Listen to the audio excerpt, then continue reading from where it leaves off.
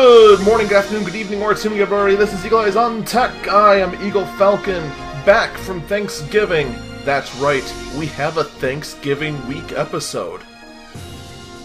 Because I could, really. And honestly, with how everything turned out Thanksgiving, it was cold, it was rainy. Before that, it was snowing earlier in the week here in Wisconsin. And then just the way that the local football game went, everyone I talked to on Black Friday was just depressed. It didn't help at all that it was dark, gray, and still rainy on Black Friday, but god dang, it was dark. Regardless, let's actually start the show. Last week, we talked about Windows 10 tablets. This week, let's just finish up the gap. Let's start off with Apple tablets. This is going to be really quick. Do not, under any circumstances, get a first-generation iPad. The reason being is that the first-generation iPad has been left in the dust as far as support goes. You're pretty much stuck on iOS 5. We are now on iOS 9. Now, surprisingly, every other version of the iPad, you're in the clear for. You want to go on an ultra cheap budget? Hunt down an iPad 2 or an iPad mini. You want to go on the high end? Go get a new iPad. A lot of people are trying to avoid the new iPad Airs because they're a generation old, but they're still plenty powerful. They're just as powerful as the latest generation iPad mini. The iPad mini actually just caught up this year to the iPad Air, and for whatever reason, people are just like, oh, the iPad mini is now more powerful than the iPad Air. No, it's not. It's the same power. The iPad mini does have a better screen, though. It's more pixels per inch. But if you want the most powerful, you want the iPad Pro, and I can't justify it. The bottom line is, when it comes to iPads, is that the operating system is very limited. You are not going to be able to do very complex tasks with an iPad. It is for very simple things. It's for playing Angry Birds. It's for quickly typing down some notes. It is for just maybe quickly making a little presentation. Maybe a little bit of movie editing. I could probably do this show on an iPad if I could hook up my nice mic here to the iPad. But the iPad Pro keeps touting power. And it's got some decent power. It can actually compete with some low-end x86 processors. Now, I'm not talking Atoms. It smokes Atoms. It can compete with a Core M. It can compete with a ultra-low voltage Core i3 or i5. It is not a laptop replacement. It's not going to be a laptop replacement. And this current generation will never be a laptop replacement. That's just the truth. And at its price, it's just too expensive for a tablet with a keyboard. If you really want a tablet with a keyboard performance, go get the iPad Air and get that little magic keyboard that they made. That's your best bet. Alright, so that's iPads out of the way. Let's move on to Android tablets. Now, if you thought there were a lot of Windows 10 tablets, there is a metric ton of Android tablets, and I'll just flat out admit it now. Most likely I have missed some. Because not only do the PC manufacturers make Android tablets, but the phone manufacturers make Android tablets. And I don't think anyone has a database of every single Android tablet that's made out there. But I'm going to go over the ones I found from the various mainstream manufacturers. I'm obviously not going to have any information on Android tablets made by, like, China Corp. Or whatever. But with Windows 10, I said that you needed 4 gigs of RAM for the tablet to function properly without going into swap. A very similar rule has to follow with Android. Android's a simpler operating system than Windows 10, but it still requires, I think it's like 1.3 gigs of RAM just for the system. Windows 10's like 2.4. But Windows 10 also, you can have a lot more running in the background. Android and iOS both, you really only have one thing operating in the foreground. Some versions have 2 that you can have operate in the foreground. Like iOS finally updated that feature. Some of these Android tablets also have that built in. But let's be perfectly honest. It's just a tablet. It's just for simple computing. The whole thing about having a YouTube video going while you're working on the Microsoft Word document or whatever, it sounds cool at first, but you never do it. My phone has the same capability, and I've had a tablet that's had the same capability. I think I've used it once, and then instantly regretted using it. I've always just... It's just kind of gross to use, really. So, anyway, the magic number for RAM is 2 gigs. That easily covers the 1.3 gigabytes, so you won't go into swap, and that gives you another 0.7 gigabytes for whatever your foreground application is. The highest I've ever seen an Android application use is 512 megs, so half a gigabyte. That puts you at 1.7, so 2 gigs gives you plenty to work with. So, let's start with Dell, the gold standard of mediocrity. So we've got 3 tablets from Dell that are Android-based. First, we're going to start with the Venue 8 7000 series. At the very lowest end, it starts at $299. It is an Intel Atom 2.3 gigahertz quad core. It's got... Oh, wait, no, I'm sorry. I started with the wrong one. No, I did start with the right one. No, I started with the wrong one. Okay. We're going to go from the low end and go to the high end. I mixed up my tabs when I was sorting everything. So, now let's try this. So we're going to start with the Venue 10 5000. This is actually the low end. This is a 10-inch tablet. It starts at 1.83 gigahertz quad-core Atom, so it's actually an x86 chip running Android. In this case, Android Lollipop. The lowest end model has a 1280 by 800 screen. It's decent. 2 gigs of RAM, fits that requirement. The bottom tier has 16 gigs of storage. Got a 1.2 megapixel camera for the front, 5 megapixel camera for the back, and we got 9 hours of battery life. Okay, sounds decent. Starts at $250 for the low-end version. It's tolerable. It's not bad, actually. It's got your 2 gigs, got everything you need. If you want to go to the model higher, it comes with 32 gigs and is at $300. That version also comes with a 1920 by 1200 display, so the screen's updated as well. Then you can also add $50 for a keyboard case. You can if you want. I wouldn't recommend it. Honestly, these sort of Android tablets, it's more like a giant phone anyway. So just use it with the phone, with the on-screen keyboard. Use it with the phone. What was I?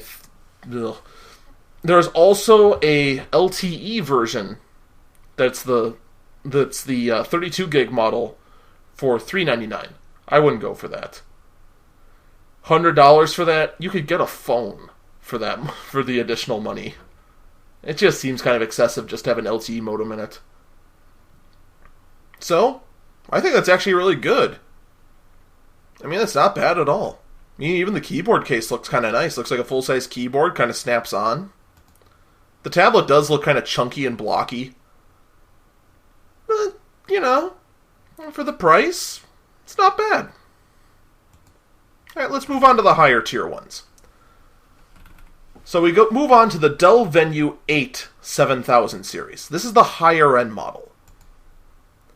And this looks a lot sleeker. Like, they might have stolen this from the Star Trek scene, from the series. Not even kidding. It's got a near bezel-less display. The only exception is at the very bottom, where it looks like the speaker's held as well, and the front-facing camera. The back, if these buttons will show me the rear-facing camera, I guess not. Anyway, the rear is also supposed to have very unique cameras.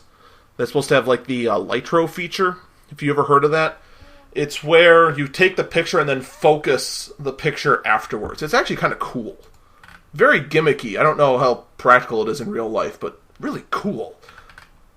But anyway, this is the 2.3 gigahertz quad-core processor. Android Lollipop. It's anodized aluminum, 8.4-inch OLED screen at 2560 by 1600. So it's a very high-resolution screen.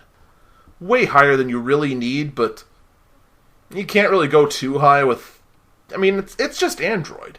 It's not like it's a full-blown operating system that you want every single ounce of power you've got. I mean, you got room to spare, why not? Plus, it's an Intel Atom on here. That's more than enough power to handle at Lollipop. 2 gigs of RAM, so we don't have any swap worries. You got the Intel graphic card inside. 16 and 32 gigs. Shut up, phone. 16 and 32 gigs.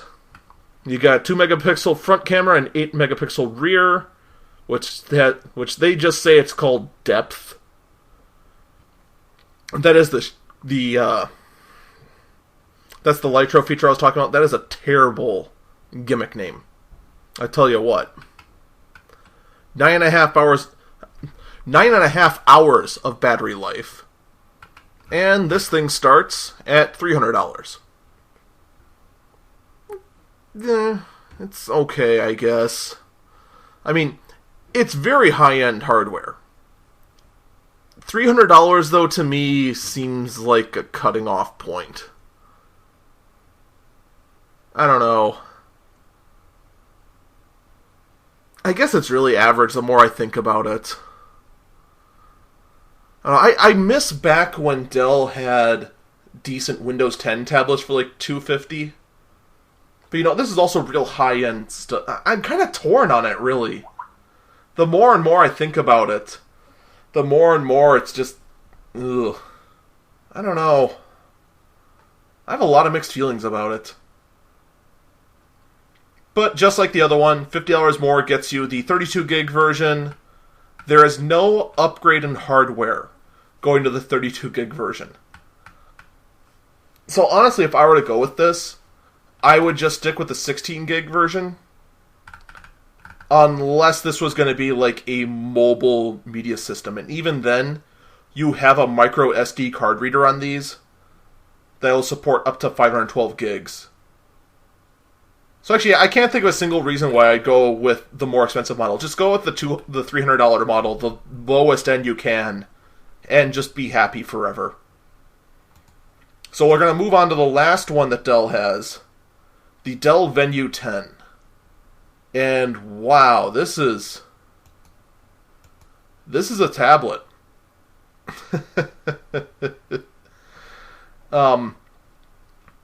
So Dell saw that Lenovo was getting some love with the Yoga series, and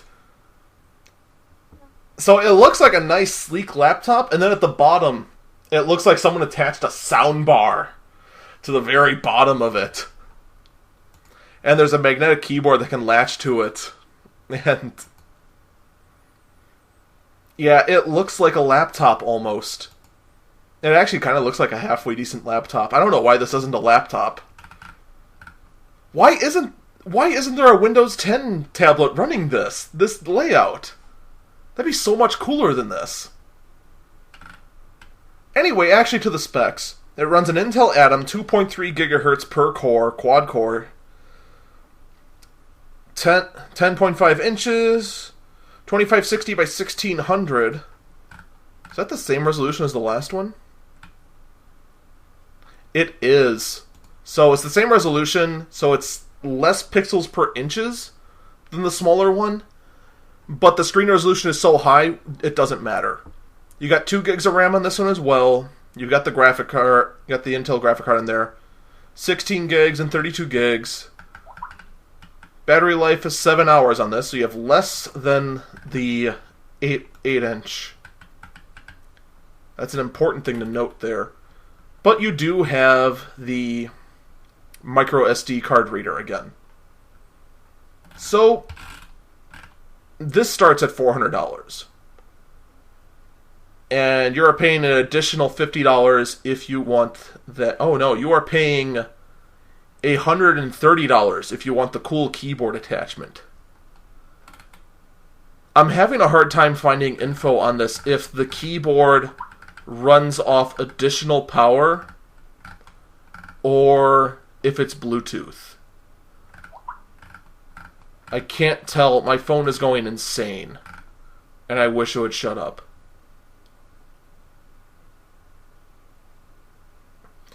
If you buy the keyboard separately, it's $160. Let me make sure I did my math right here.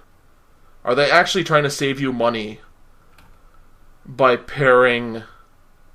Yeah, if you get it with the keyboard directly from Dell, you save yourself like $50. Now, granted, I am searching all of this the day after Black Friday. I don't know how much of this is unmentioned discounting. Most of these places advertise in big letters what is and isn't a Black Friday deal. And in fact, Lenovo flat out calls them doorbusters, even though that's not how doorbusters work. But enough. I'll get to Lenovo when we get to Lenovo. But that's it for Dell. I wouldn't even bother with the Venue 10. The Venue 10 7000, I mean. It's cool, it's sleek, but I wish that ran a real operating system. Now, maybe someone who is familiar with rooting these things could tell you how to get Windows on there. If you get Windows on this thing, that'd be really, really cool. Especially since it looks like that keyboard has a trackpad on it. Yeah. So, I would scratch that. If you just want a basic 10-inch tablet, just go with the Venue 10 5000 and never look back. I mean, $300 for a 10-inch tablet running Lollipop, you're good to go. There's no slouch on the processor either. It's Intel Atom x86 tech. If you want something that looks better and has a bit more style to it, I would definitely go with the Venue 8 7000. But again, smallest version, cheapest version, no frills. There's no need for it. Alright, but that's enough of that. Let's move on to Lenovo. Oh, Lenovo. I actually had to stop. I don't want to go with some of the stuff they had, because they actually are still selling like last year models and the year before. The two models I'm showing now, or going to tell you about now, are only Lollipop based. I don't want to show anything that's already outdated, because the unfortunate thing is that it looks like these manufacturers have no intention on upgrading the stuff that's running KitKat to Lollipop. So yeah, I see no reason to go with that. That's also a shame, because that means that you get an Android tablet now, it will most likely not run Marshmallow. I'm not sure how much of a deal breaker that would be. See, Android's not really a lot like iOS, you can run a few versions behind and not really miss much. So, we're going to start with the Lenovo Tab 2 A850. I'm not reading the rest of that number. This is the Midnight Blue version, and they call this a doorbuster, but I am ignoring what the doorbuster price is. I am looking at the straight unmodified price. The unmodified price is $160. That's very cheap, but let's look deeper into this. We're running a quad-core ARM Cortex-A7. It's not bad, it's about average. 16 gigs on the hard drive, or SSD in this case. Not bad. By the way, all tablets are going to run SSDs. There is not a tablet alive that runs on a hard drive. That is dumb. And it makes no sense. You got Wi-Fi, you got Bluetooth. Everything seems good until you look at the RAM. Remember what I said earlier? That Android takes 1.3 gigabytes just to function, not run anything? 1 gig of RAM. That's what these cheap tablets run. I've seen a lot of people get free tablets when they sign up for Time Warner and such, and those tablets run stupid slow. This is why. The processor is low end, but more importantly, the RAM is terrible. You only have 1 gig. It's gross, disgusting, and no. Manufacturers, you know how much RAM it takes to run an operating system. Just do it. Alright, so we move on to the Yoga Tab 3. This one is $200. It runs a Qualcomm APQ 8009 at 1.1 gigahertz. I'm not sure how many cores it has. It doesn't matter, because you all know what the punchline is going to be. It has 1 gig of RAM. In fact, everything about this thing is worse than the other one. It's just why? Lenovo, why? Come on. Get your act together. Now, granted, this is all they have currently. This could change down the road. They might be working on something right now because Marshmallow's out. But right now, avoid Lenovo tablets if you want Android. Period. Flat out. Let's move on to HP. Now, first off, I have to restate again. The HP website is terrible. It needs to die. Ever since they spun off the business side, the only thing that is tolerable is the support section. You can get your drivers and get documentation that you need, and that's it. You want to try and find a product, you're going to find 20 different listings of it because there is no order to the entire online store. That's what messed me up last time. And I'm not even kidding. I spent 2 hours. 2 hours! Navigating this nonsense.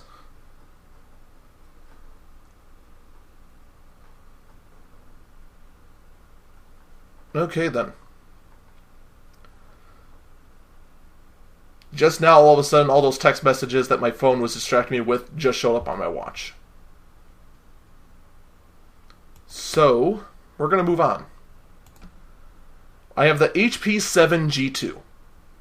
It is a $100 laptop, or tablet. It runs a A33 ARM Cortex quad-core. It's a nice little...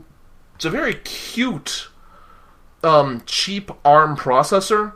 It's kind of a nice little all-around thing. It's, as far as parts go, it's only $4. And it packs a lot of power in it. It's kind of impressive. Too bad they put 1 gig on the tablet.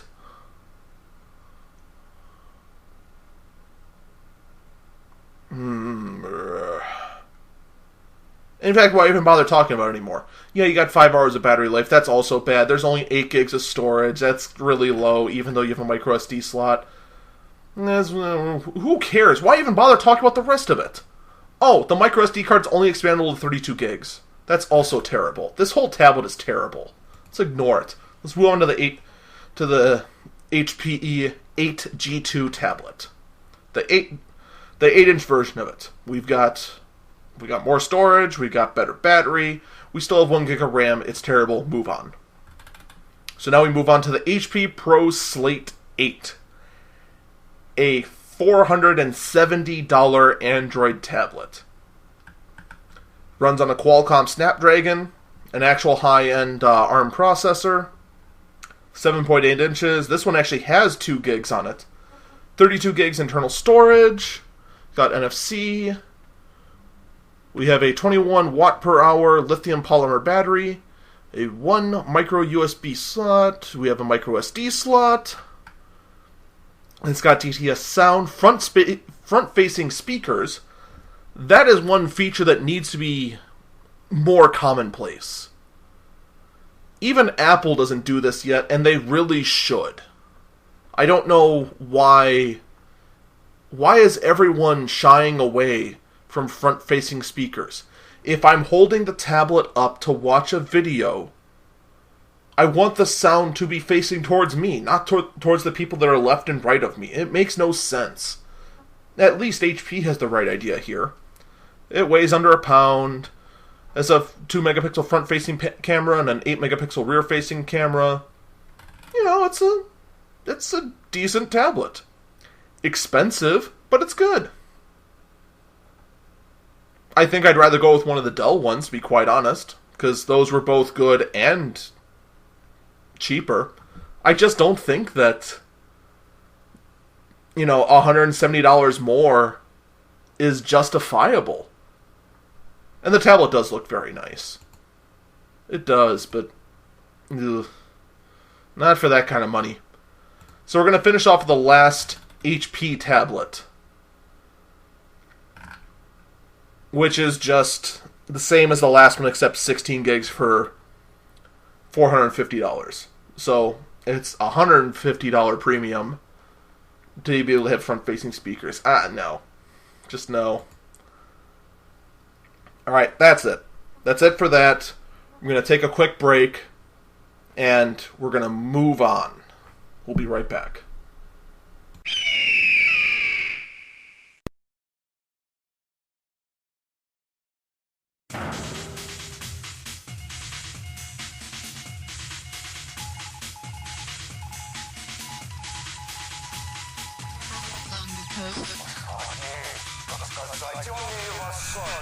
Alright, let's get some computer wars going. Welcome back, Eagle Eyes on Tech. I am Eagle Falcon. So, we all know about gaming laptops.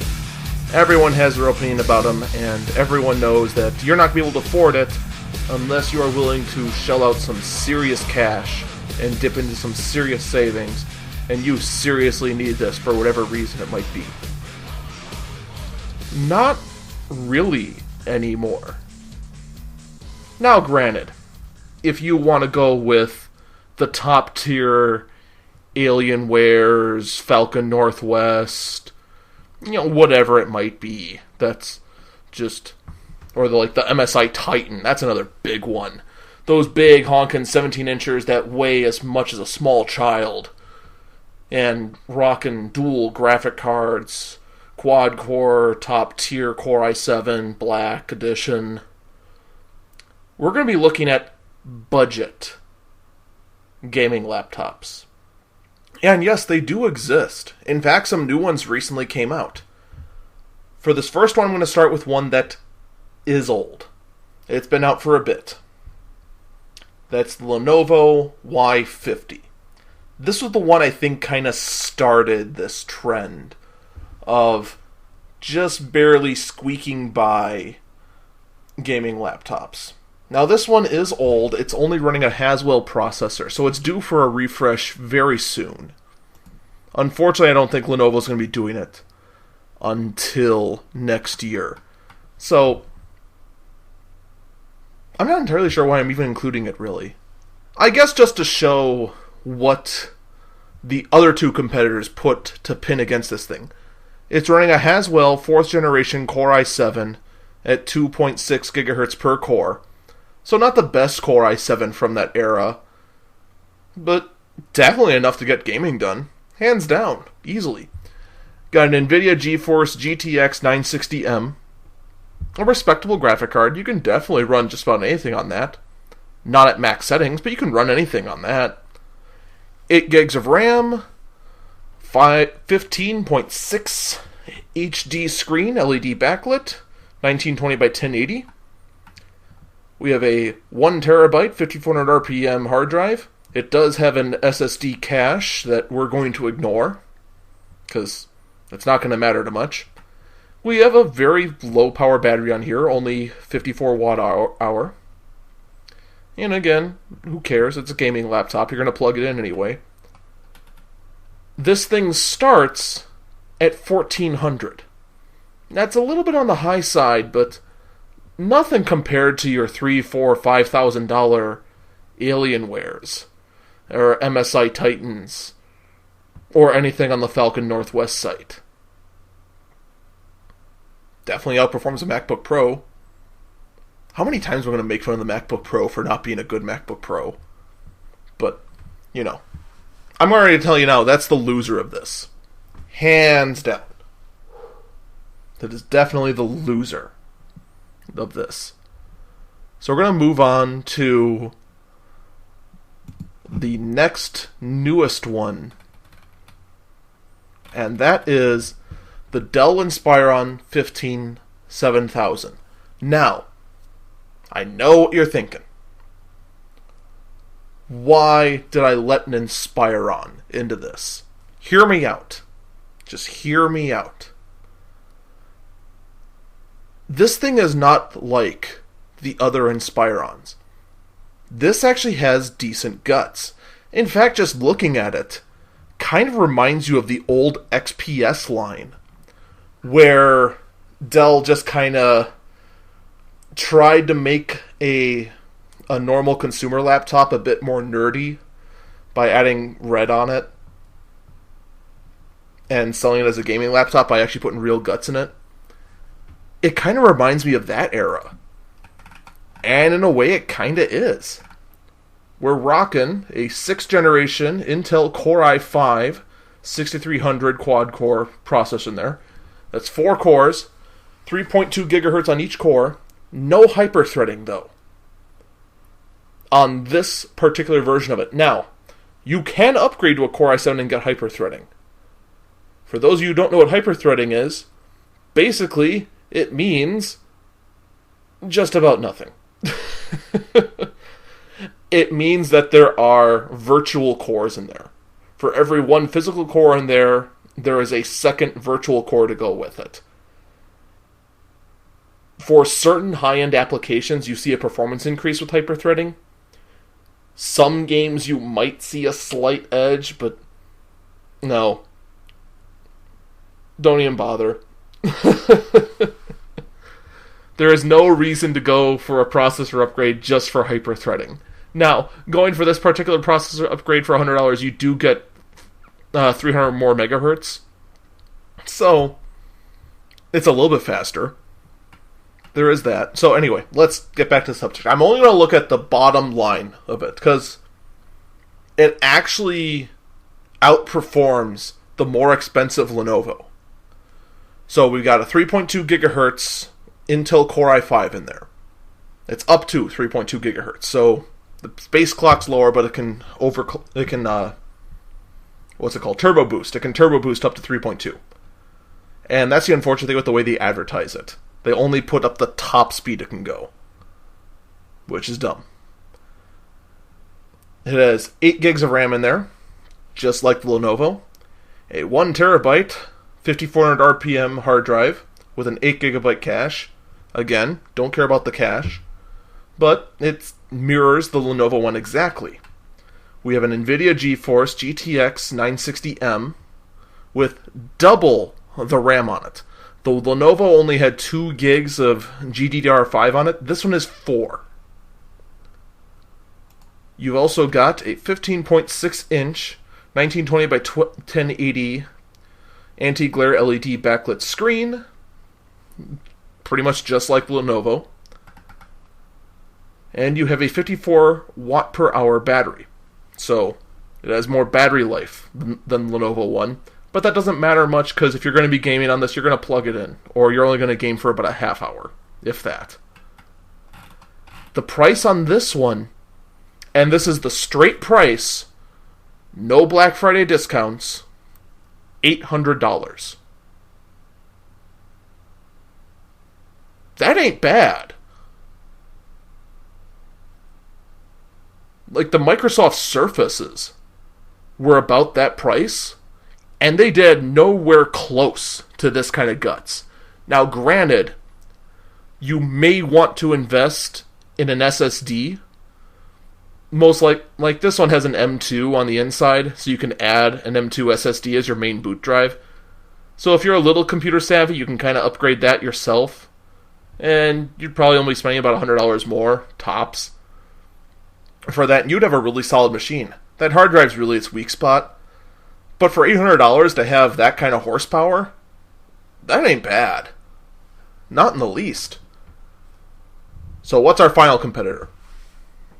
Final competitor is the HP Pavilion gaming laptop. Again, another product line from one of the main manufacturers that is normally only known for just putting out the bottom tier or mid-tier laptops. Not a gaming quality one. So, what does this one have?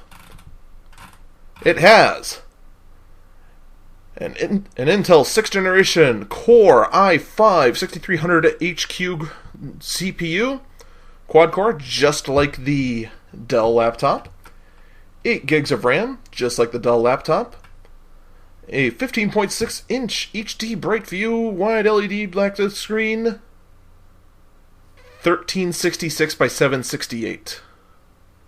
If you can, however, upgrade it to 1920 by 1080, like I just did now, for $50 more. So, now the screens match. The hard drive, 1 terabyte 5400. That does mean you don't have the SSD cache. That doesn't matter a whole lot. Now, for the sake of arguing, I am going to upgrade the hard drive to the hybrid drive with the cache. The battery is a 48 watt per hour, so it's lower than the Dell one. And it's a backlit keyboard. The Lenovo was also a backlit keyboard. The Inspiron, however, I can't find anything on their site saying that it is backlit. I'm doing another quick gloss over just to make sure I'm not wrong. And I'm not wrong. That is not a backlit keyboard on the Dell. So, you do kind of lose out on that. And then that's running Windows 10. So, what does that cost to meet with the Inspiron 15? $940. So, the Inspiron clearly won. Clearly, by $140. Now, if I took off things like, where is it? The hard drive, put that back down to its baseline of just the 5400 RPM, because like I said, the hybrid addition to it doesn't really matter. It helps your speed a little, but not enough to matter, really. And then let me downgrade the screen again to 1366 by 768, where it started. So just the baseline, no frills, trying to get that price to match as close to the 15 as possible. I am still $50 over. It is $850. The Inspiron was $800.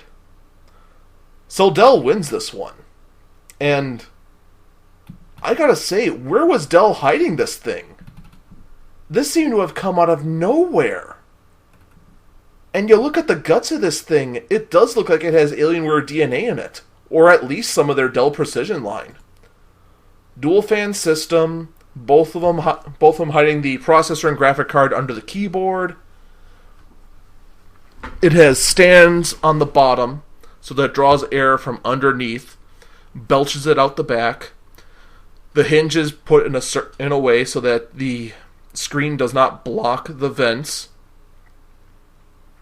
Hey Apple, that's how you're supposed to do it.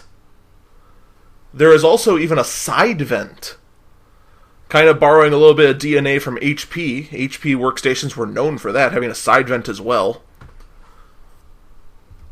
And, yeah. This came from nowhere. Just all of a sudden, bam. Dell gaming laptop under the Inspiron name. Not even an Alienware. Now, just for kicks, I am going to quickly build a Alienware to match these specs. So just give me 1 second here. Okay, I'm back. I went and built an Alienware 13 because that was the closest I could get. So you have a smaller screen. It's only a 13-inch. I couldn't even get the processor to be a quad core. The closest I could get was a ultra-low voltage Core i7 that's a dual core at 3.1 gigahertz. So half the cores, less clock speed. But I did upgrade the screen to be a 1920 by 1080. So you at least kept that. You've got the same graphic card, the 960M with 2 gigs on it, 8 gigs of RAM, half the hard drive space, 500 gigabyte with a 5400 RPM hybrid hard drive. I wanted to get to the terabyte, but they didn't have the option to. If I wanted to upgrade further, I'd have to have it go up to an SSD. And the Inspiron model doesn't have an SSD option, unless you get an SSD and a hard drive. And that was a little high. So, like I said, I'm trying to keep it as close as possible. The battery's about the same, 51 watt per hour battery. The one on the Dell Inspiron was a 74 watt per hour. So actually, that's actually a lot higher. And then, after all that, the price comes to, on the Alienware, $1,250. Compared to the Inspiron that comes the closest to that, which is still, $800. So even in Dell's own line, as far as performance per dollar, the Inspiron 15 is really a home run.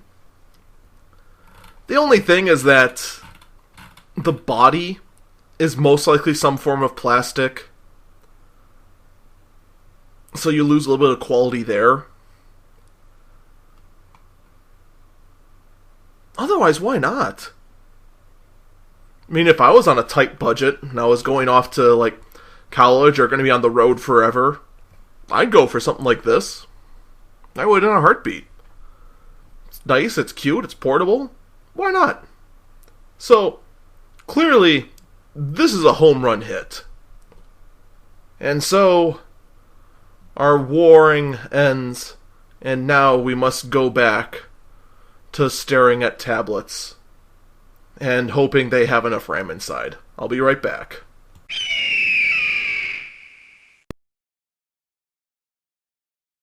How did I end up here? Welcome back, Eagle Eyes on Tech. I'm Eagle Falcon. Alright, we got a lot to go through and little time to do it. So, moving on to Acer.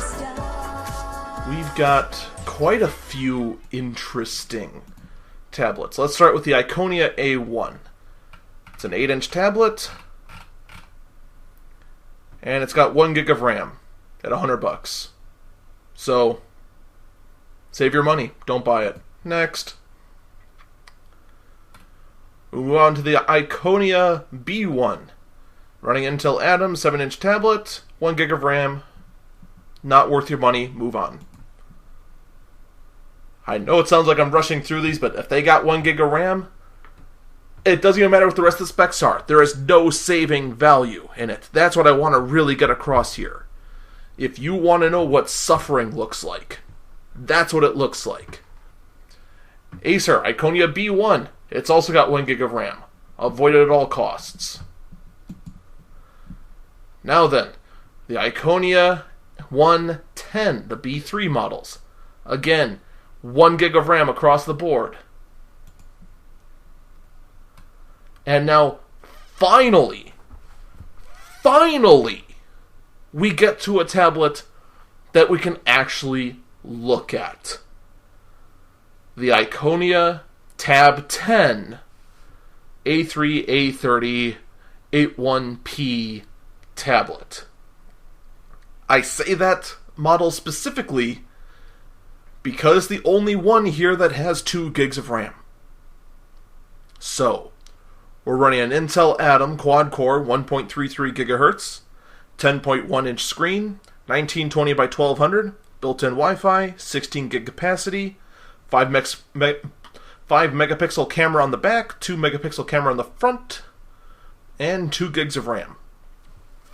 Finally, we can actually look into a tablet again.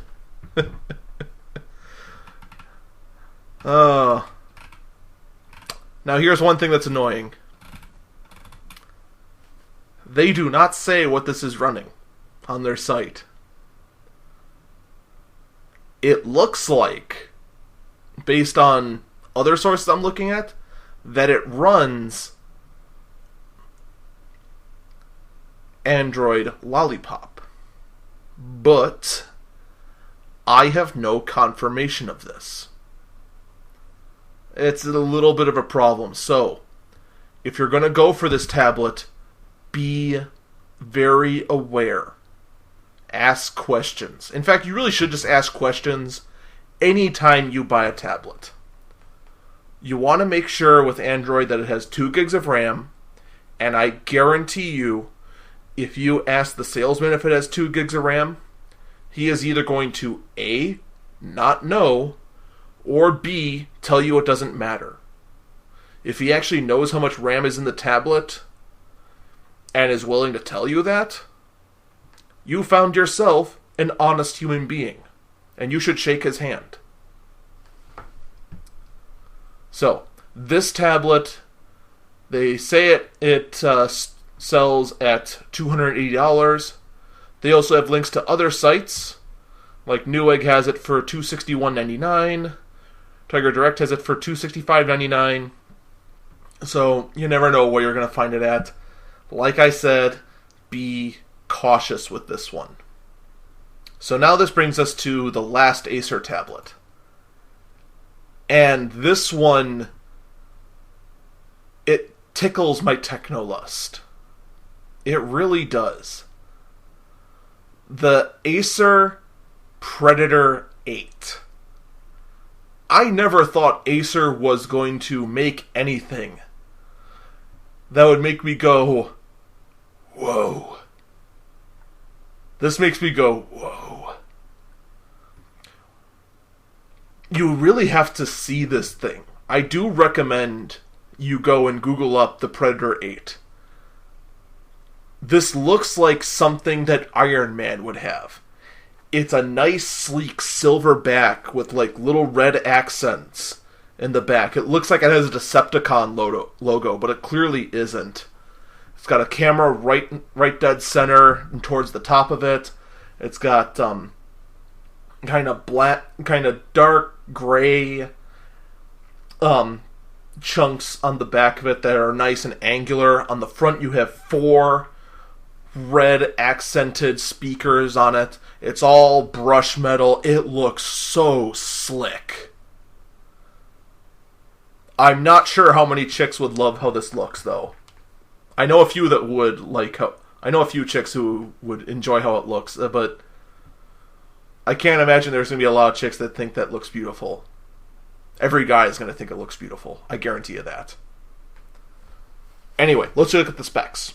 We got an Intel Atom X7, which means quad-core, 1.6 gigahertz, 1920 by 1200 screen at 8 inches.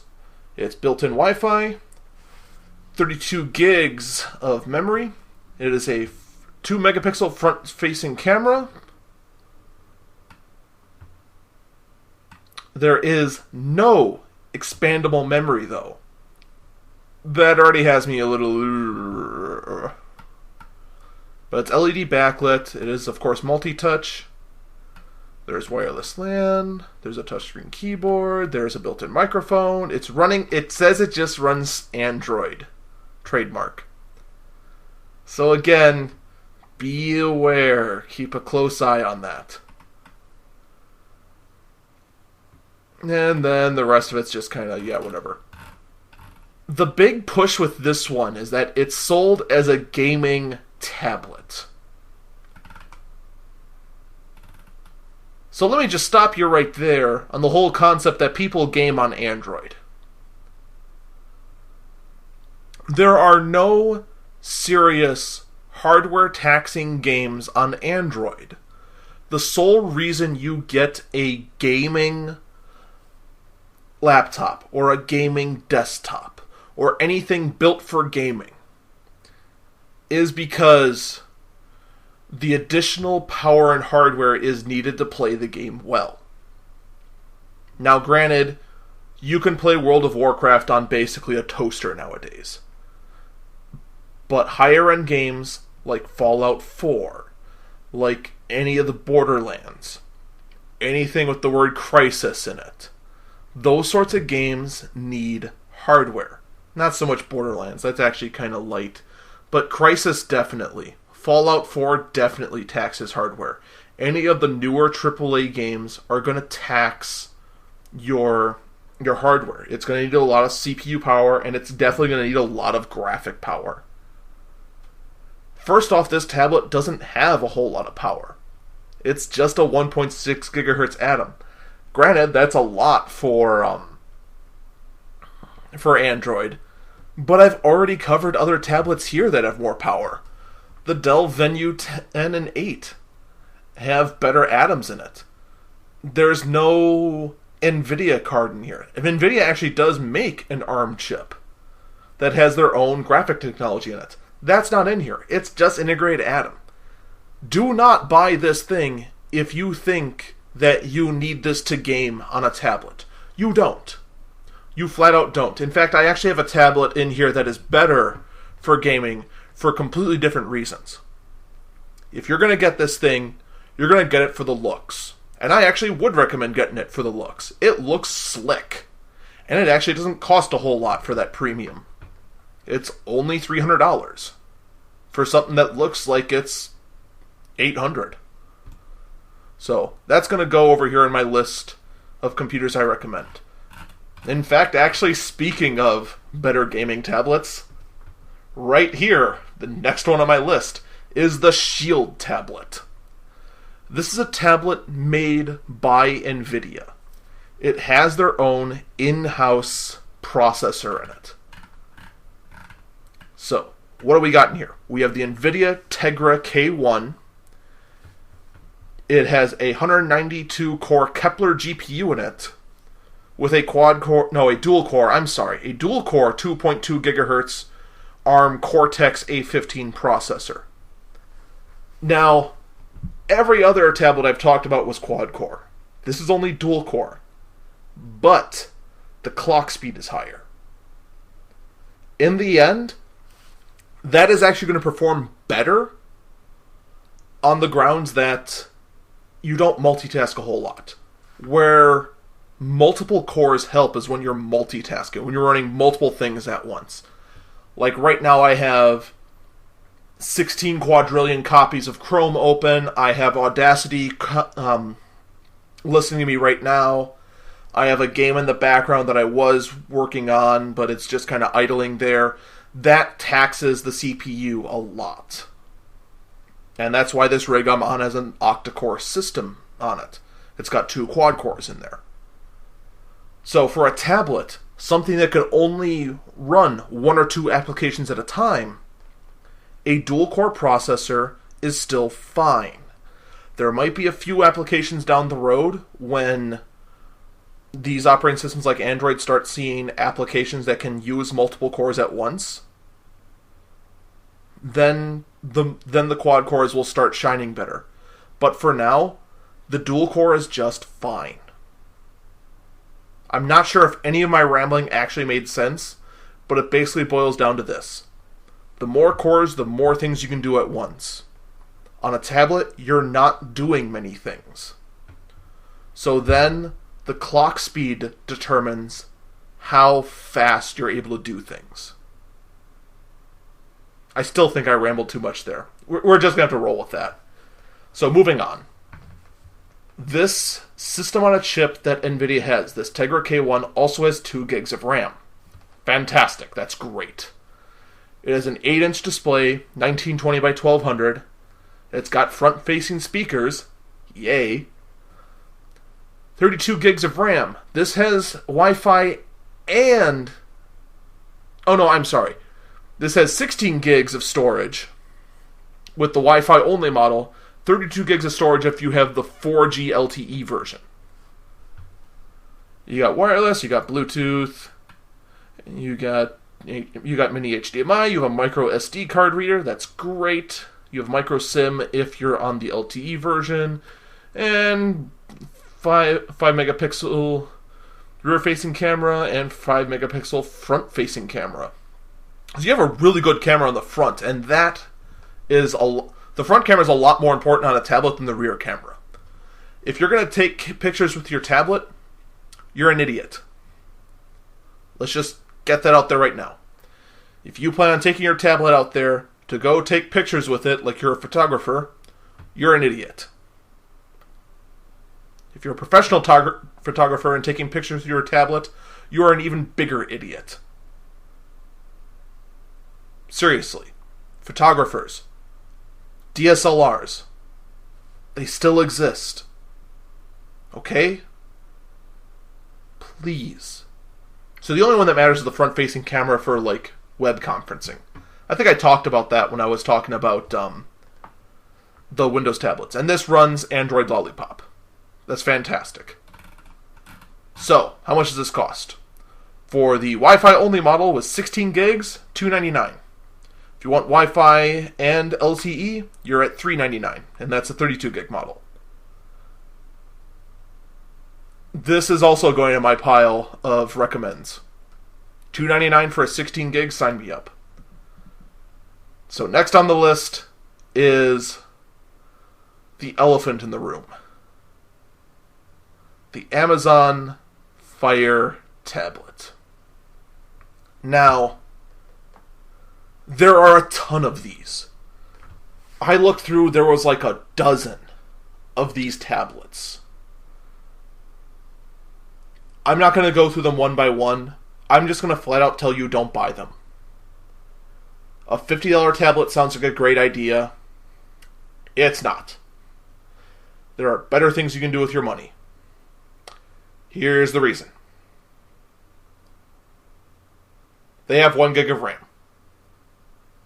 They have a cruddy processor in it. And the worst offense of them all, it runs what they call Fire OS. Fire OS is an outdated version of Android where Amazon controls what you can and can't buy.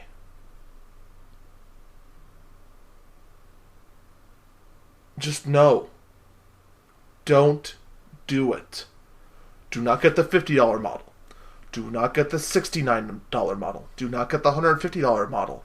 Do not get the $100 kids model. Do not get the $250. It doesn't matter. Don't even get the $35 on Black Friday special one that I'm staring at right now. Don't get any of them. They're all terrible. I know it sounds tempting to go for a $50 tablet. What could possibly go wrong? It's a $50 tablet. You can just get it and browse the web. It is going to be the most infuriating thing you have ever played with. Alright, let's just get this out of the way. For all these tablets that only have 1 gig of RAM in them, they are still usable. Just use them for only 1 or 2 things. Like,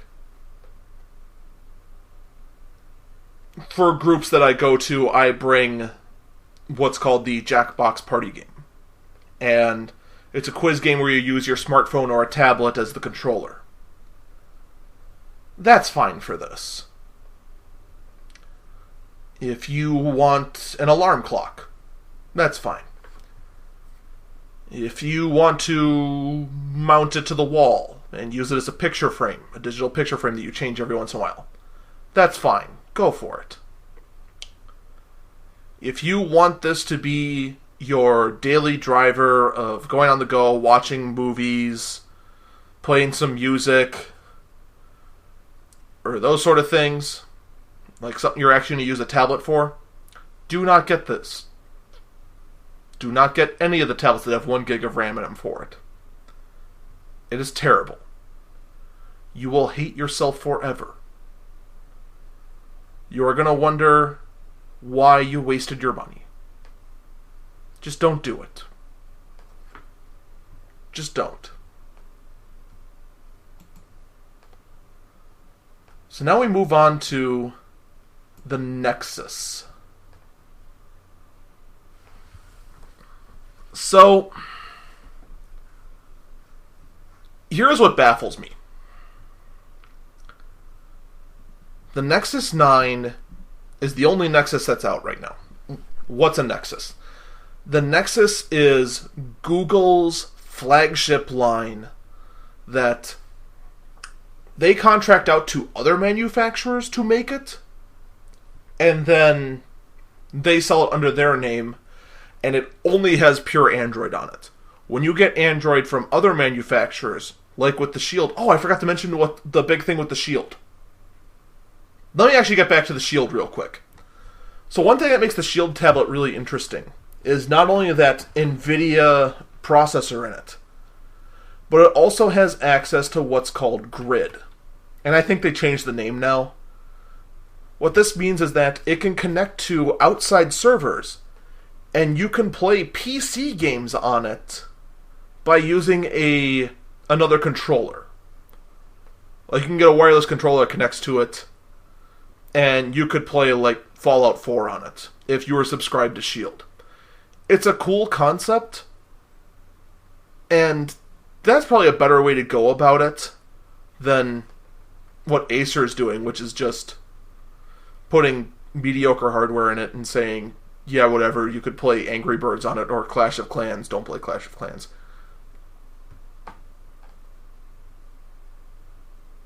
I mean, yeah, you can, but everyone who's ever tried it has said there's been plenty of lag.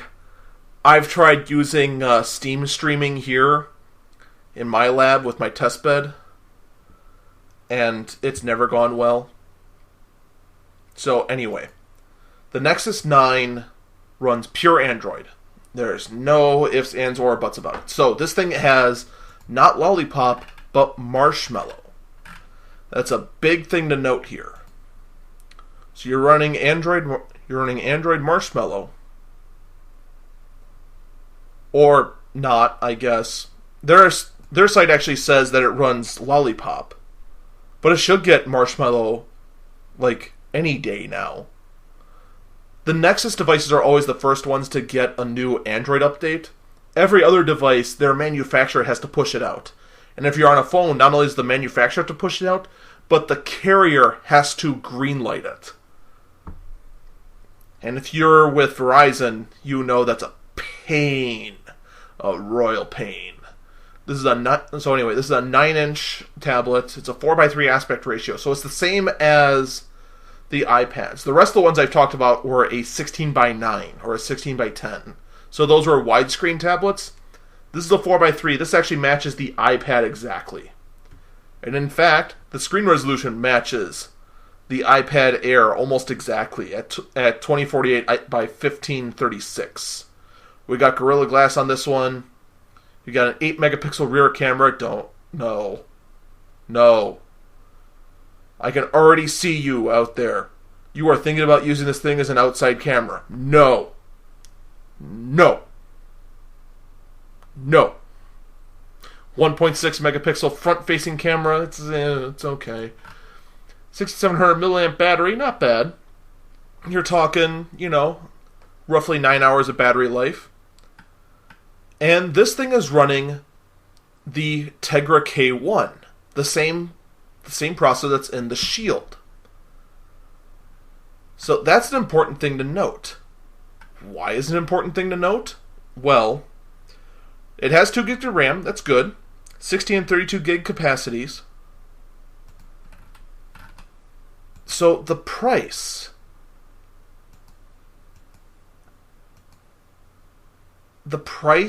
is $399. I come to this conclusion that it's $399 because it doesn't say that. It says it's $199, but it says you save $200 now. So I have to assume, based on what the site says, that means the $200 is because it's the day after Black Friday. So it's still a Black Friday deal going on. Now, that means you can run and get this tablet for $199. At that price, I do recommend it. However, if this deal goes away by, let's say, by the end of Encore Tuesday, at $400, I would not get this. I would go back and get the Shield. Because when push comes to shove, the Shield is not only the same thing, but it's better. Now, unfortunately, the Shield is out of stock. As of the point of recording this. Maybe that'll change, maybe it won't. So here's hoping. So now we move on to LG.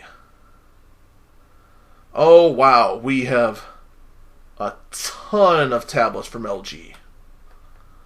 Like, oh my god. There's just so many of them. I'm out of time too. Oh lord. There's just so many of them. Plus I haven't hit the Samsung ones. In fact, actually, let me just quickly see. Okay, it looks like all the Samsung ones have 2 gigs of RAM in it. Alright, so it's just Samsung and LG I missed. God, I'd hate to say do your own homework, but I'm gonna have to. I've gotta cut this off here. Oh no. Anyway, from what I'm quickly glancing through, all the LG ones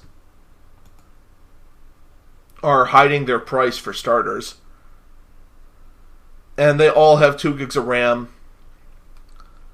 The Samsung ones also seem to be doing that. There are some models, some of the lower end ones, like the old Note models, are running 1 gig. But yeah, it seems like the phone companies, the ones who are used to working with Android, have it right. They have 2 gigs of RAM or more in this. So does this mean I guarantee, recommend, go with the LG or Samsungs? No. Just keep an open mind and shop out there. You want something that looks nice. You want something that feels nice. In fact, here's what you need to check for. Does it have a micro SD slot?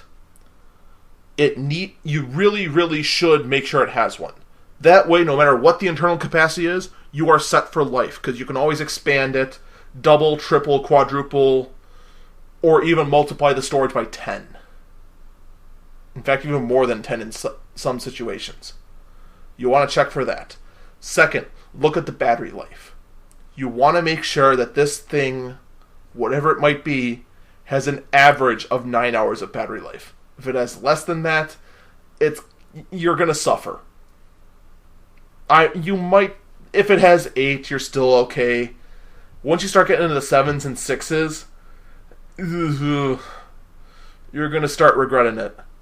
I mean, keep in mind, the whole point of a tablet is to be a note-taking device on the go. To just quickly research stuff.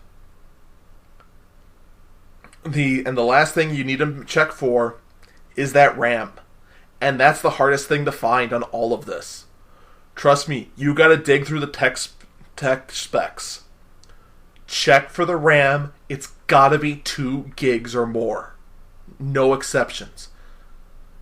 And you're saying, well, it only takes 1.2 gigs to function the OS. Why not 1.5? There has to be ones that are a gig and a half. There are none. There are flat out no gig and a half models anymore. Or ever. The technology is not there. You gotta look for 2 gigs of RAM. Minimum. But anyway, as far as the ones I've gone through, my recommendations are the Dell Venue 10 5000 at $300. The Dell Venue 8 7000, again at $300. The Predator 8 at $300. The NVIDIA Shield tablet at $300. And the Nexus 9, if you can get a really good price on it. I would not buy the Nexus 9 at $400.